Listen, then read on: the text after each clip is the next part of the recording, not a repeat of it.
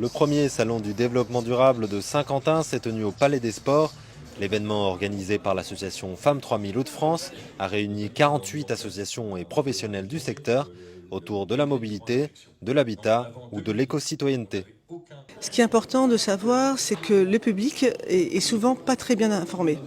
Donc le public va venir trouver toutes ces informations auprès des entreprises, auprès des associations, ne serait-ce qu'aujourd'hui comment se chauffer. Les factures électricité vont augmenter et moi je trouve que ce salon permet de trouver toutes les réponses à nos besoins.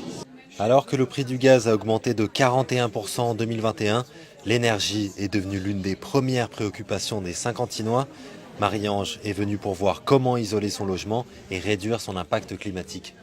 Moi, c'était plus le logement, donc savoir un petit peu ce que je pouvais faire et puis peut-être dans les habitudes de vie. J'essaye déjà de faire beaucoup de choses, mais il y a peut-être encore des choses auxquelles je n'ai pas pensé.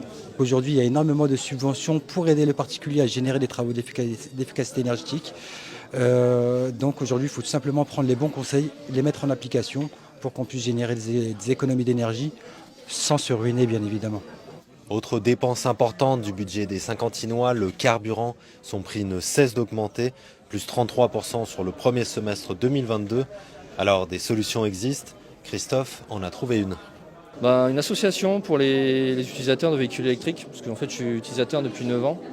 Donc par hasard, j'ai rencontré monsieur responsable de l'association, puis éventuellement créer une antenne locale, parce qu'à première vue ça n'existe pas dans les Hauts-de-France. On a assez de bornes dans la ville aujourd'hui, on en voit un peu partout, que ce soit en centre-ville ou sur les zones commerciales. Voilà, si on n'a pas besoin de faire de l'autoroute, on peut se permettre d'acheter un véhicule électrique parce que en termes de kilométrage, ça sera largement suffisant.